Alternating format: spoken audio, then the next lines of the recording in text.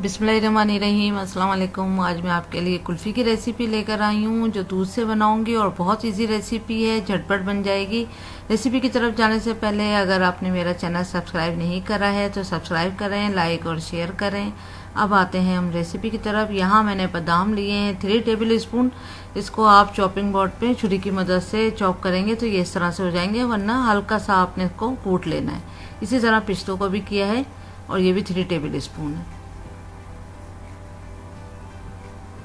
और चीनी है 1/4 कप, 6 टेबल स्पून। हरी इलायची का पाउडर जाएगा 1/2 टीस्पून। दूध लिया है मैंने 1 लीटर और इसको मैंने बॉईल करने के लिए रख दिया है मीडियम आंच पे।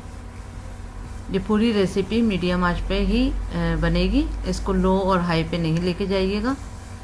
अब जैसे ही इसमें बॉयल आ जाए तो आप इसमें चमचा चलाते रहें, दूध नीचे लगना भी नहीं चाहिए।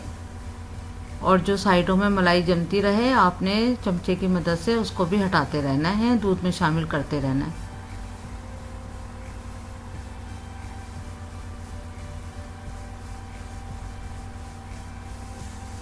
ये आप देख सकते हैं आधा दूध रह गया है और चमचा मुस्तकिल आप चलाते रहें।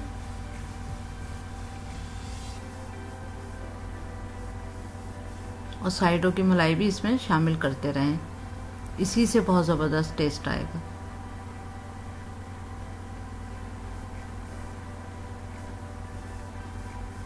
देखिए हम तकरीबन ये 1/3 हो गया है दूध। अब इसमें हरी इलायची का पाउडर डालेंगे।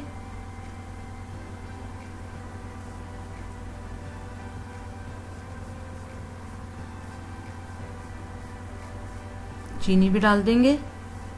चीनी मैंने सारी ही डाली थी, पर चेक करने के बाद फिर पिस्ते और बादाम भी इसमें डाल देंगे और अच्छे से इसको चमचा चलाएंगे।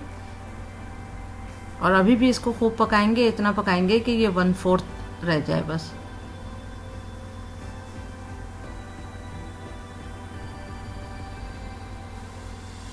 आप देख सकते हैं कि इसका कलर चेंज हो गया और ये कितनी गाढ़ी हो चुकी है।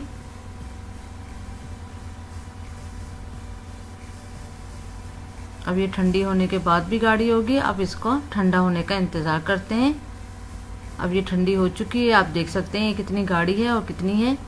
अब इसको हम डिस्पोजल वाले गिलासों में जमाएंगे।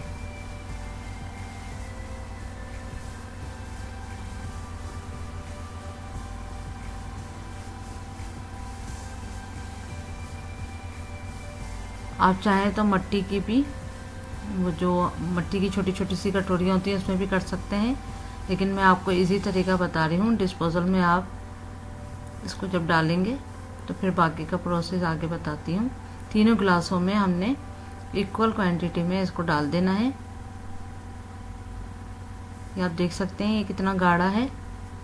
अगर आप चाहें तो 4 गिलास में भी कर सकते हैं, लेकिन मैंने 3 ही गिलास में डाला है।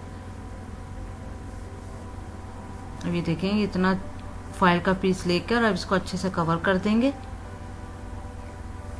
और इसको इस तरह से जमा देंगे प्रेस करके।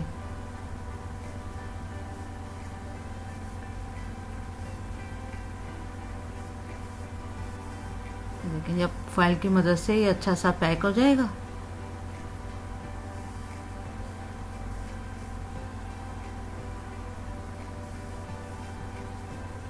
तो बीचों बीच में हम छुरी की मदद से हल्का सा इसमें कट लगाएंगे और फिर स्टिक डाल देंगे। तो इससे ये होगा कि ये जो स्टिक है ये हिलेगी नहीं और सही से जम जाएगी। बस बड़ा कट नहीं डालिएगा, एहतियात के साथ छोटा से ही कट के साथ आपने स्टिक डालनी है। अब सारे कपों को इसी तरह रेडी करेंगे।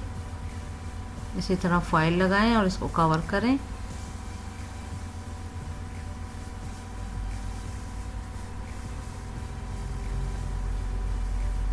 फिर कट लगा के स्टिक डाल दें। डिस्पोजल में बनाने का बहुत आसान तरीका है क्योंकि इससे निकालना बड़ा आसान होता है। तो सब इसको डीप फ्रीज करते हैं 6 से 7 घंटे के लिए। आप चाहें तो सारी रात करें।